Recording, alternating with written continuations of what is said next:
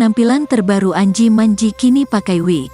Anji Manji mulai merubah penampilan dengan menggunakan rambut palsu atau wig.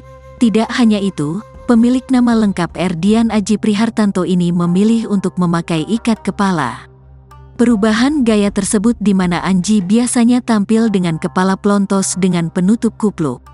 Sekarang lagi coba gaya baru pakai rambut, kalau ini emang lagi suka pakai ikat kepala, kata Anji saat ditemui di kawasan Kuningan, Jakarta Selatan belum lama ini.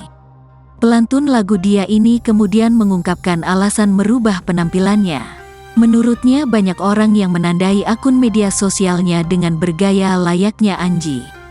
Justru gini ketika banyak yang menyamai artinya khasnya gue kenal, orang pakai kupluk ditak ke Anji, ada dunia manji nih gitu, jadi gue lagi pengen coba kalau gue begini orang ngikutin gak ya, ungkap Anji. Penampilan barunya ini kemudian tidak membuatnya risih, bahkan Anji merasa nyaman dengan menggunakan wig dan ikat kepala.